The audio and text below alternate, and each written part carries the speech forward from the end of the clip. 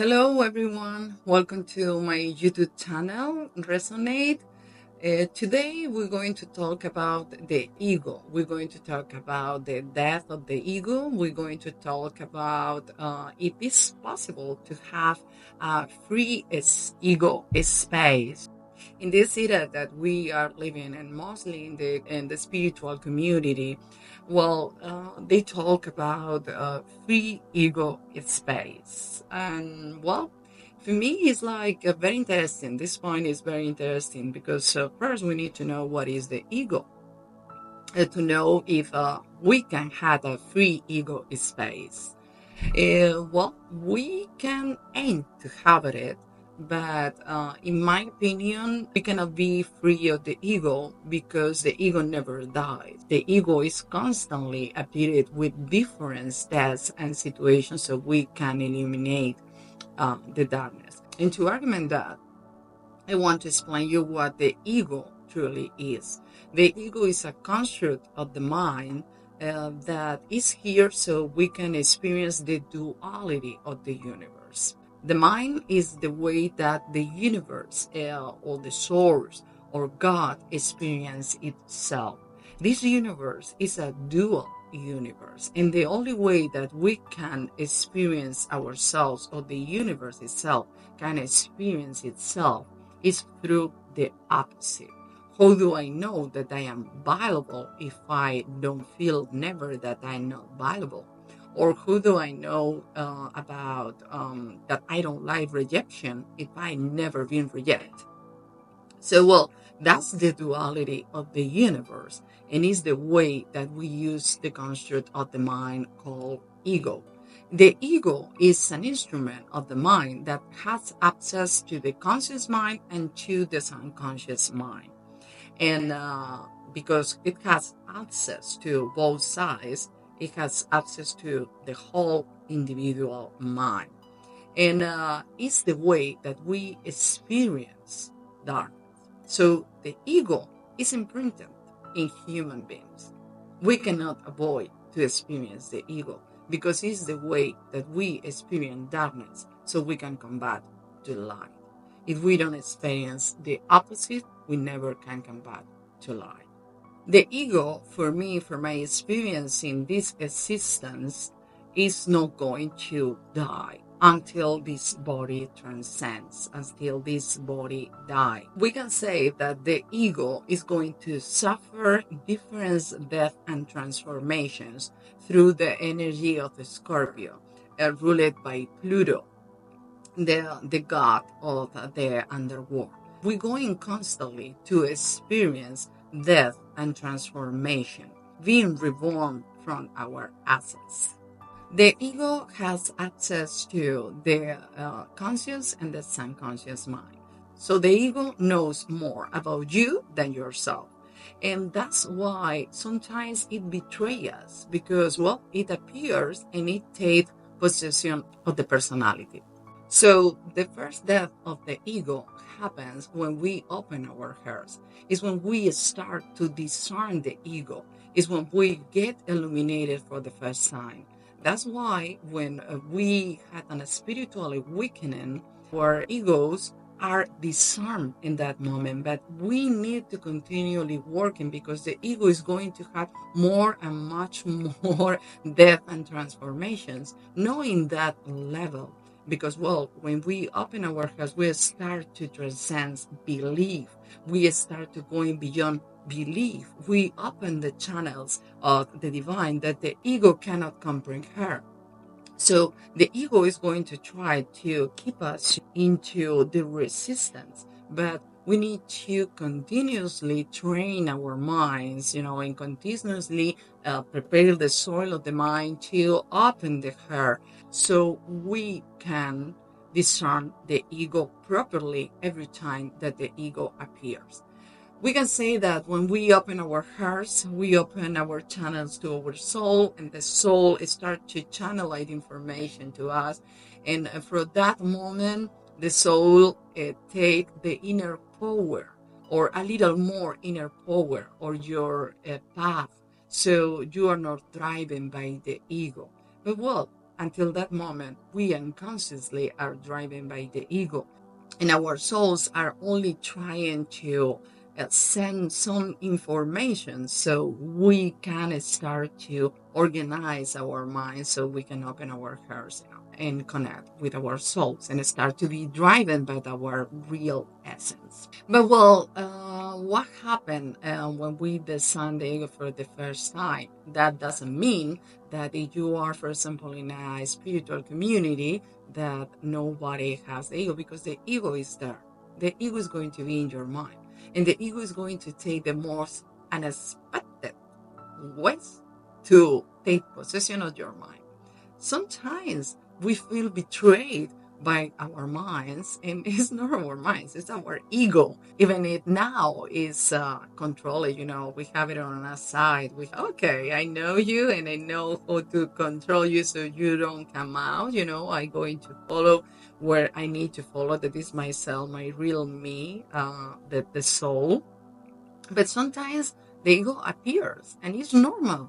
It's normal because, well, we are full of darkness, full of information that has been loose in the shadows.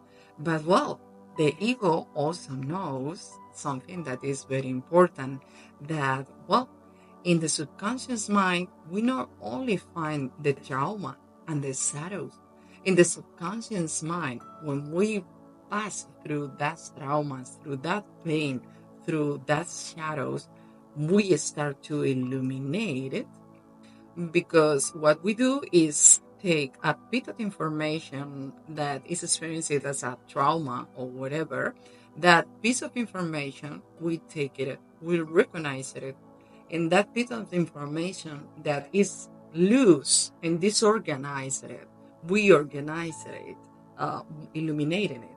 When we recognize it, we embrace it, we accept that, and we let it go with love. Is what we are doing is alchemy. What we are doing is transmutation. We are recognizing something that is within us that needs to be embraced and let go.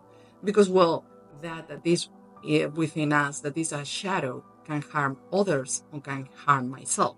So that's why we do the alchemy process. So in that alchemy process, we take this information that was in the shadow and we organize this information and we put it in the spiral of the consciousness. So that way we expand our consciousness, and our ego gets discerned in that part. We illuminate that part. We organize that information. When we do this, when we organize this information, this darkness, this shadow transforms into something that is your deep creative power. It's like you find a part of your essence that you lose in there, and now it's illuminated. Now it's clear. Now I can use it as my own creativity. That's why when we start to illuminate more and more and more, we became more creative in every aspect of our lives. So after that death of the ego, the first death of the ego, that for me is not the final. The final is always when the body gets transcended. It's when this body is going to die. Is the moment that my ego in this third dimension of reality is going to disappear or dissolve. And well, after that moment, we're going to start to illuminate the mind. The mind is going to start at the service of the soul. So when we start to disarm the ego, because we open it our hearts, that for me is only a symbolic death, is the initial way that we discern the ego and we start to see clearly what we are, that we are that whole thing. We are everything and nothing. That's the duality of the universe. What happened later? Later we need to be continue working, because the ego can appear again. And how we identify that? Because the ego is going to place us in a state of mind that is superior or inferior. It's always going to combat with new trips illuminating new darkness. Why?